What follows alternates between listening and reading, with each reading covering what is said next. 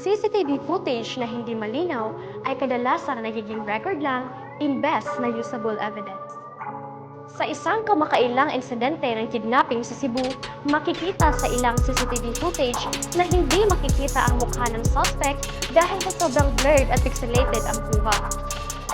Kaya, nahihirapan ang mga otoridad sa pag-identify at pagbuo ng malinaw na lista. Sa ganitong mga sitwasyon, ang ilang segundo ng action ay maaaring magtakda ng direksyon ng investigasyon. Kapag malabo ang kuha, nawawala ang critical details tulad ng sasakyan, plate number, at visual features. Kaya, ang kalidad na CCTV ay direktang nakakaapekto sa posibilidad ng hustisya. Dito, mas nagiging mahalaga ang pag-invest sa high-quality CCTV system. Ang modernong high-resolution CCTV cameras ay hindi lang simpleng nagre-record. May kakayahan silang magbigay ng malinaw na detalye kahit sa gabi.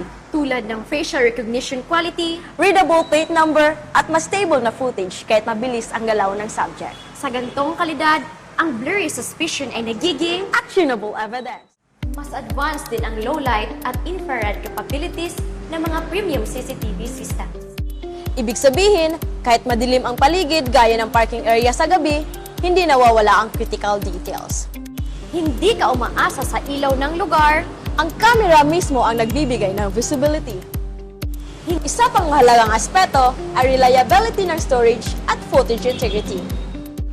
sa high-quality systems, mas mababa ang chance ng corrupted files o skip frames na madalas problema ng murang CCTV kapag may mabilis o bigla ang pangyayari.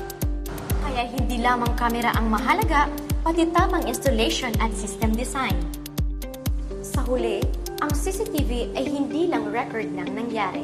Ito ay dapat maasang ebidensya na handa kapag pinakakailangan na.